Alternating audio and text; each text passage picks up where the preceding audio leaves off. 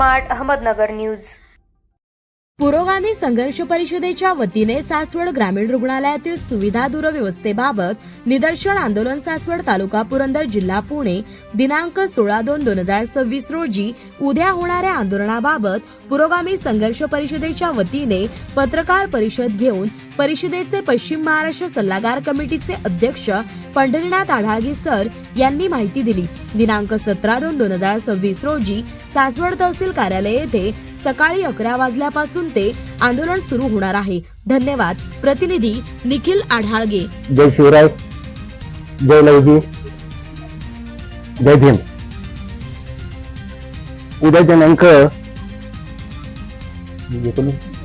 17/2/2026 रोजी पुरोगामी संघर्ष परिषद कार्यालय सासवडच्या वतीनं आणि पुरोगामी संघर्ष परिषद युवकचे अध्यक्ष मनोजदादा भिसे आमचे सर्व पदाधिकारी यांच्या वतीनं सासवड या ठिकाणी आंदोलन करण्यात येणार आहे।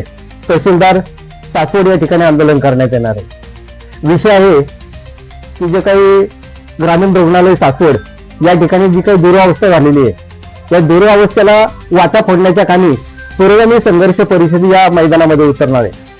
आपण पाहतोय की सासवडचा विस्तार मोठ्या प्रमाणावर झालेला आहे। या सासवडच्या परिसरामध्ये मोठ्या प्रमाणावरती उद्योग आणि विकसित प्रभाग झालेले आहे आणि त्यामुळे मोठ्या प्रमाणावरती लोकसंख्या वाढलेली आहे। आणि या ठिकाणी जे काही आरोग्य सेवा आहे, सार्वजनिक आरोग्य सेवा आहेत, या सार्वजनिक आरोग्य सेवा अक्षरशः मोडकळीला आलेली आहे। या ठिकाणी जे काही ग्रामीण रुग्णालय आहे, या रुग्णालयात जे काही रुग्ण येत आहेत सेवेसाठी, या रुग्ण आणि तिथले जे काही कर्मचारी यांचं प्रमाण बघितलं ते जास्त आहे।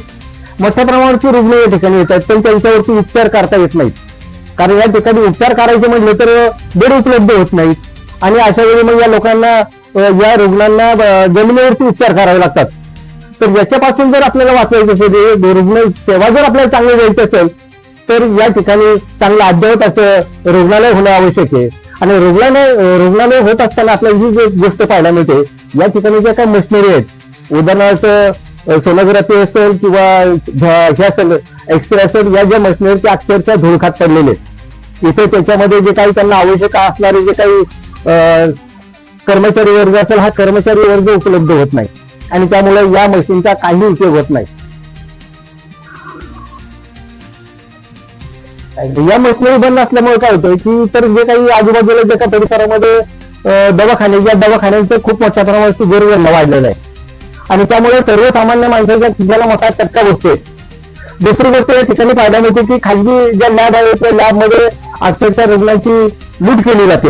या लुटीपासून जर वाचवायचं असेल रुग्णांना आणि चांगली सेवा जर मिळायची असेल तर रुग्णालयामध्ये वेगवेगळ्या ज्या काही सेवा सुविधा असतील या सेवा सुविधांची गरज आपल्याला भासणार आहे।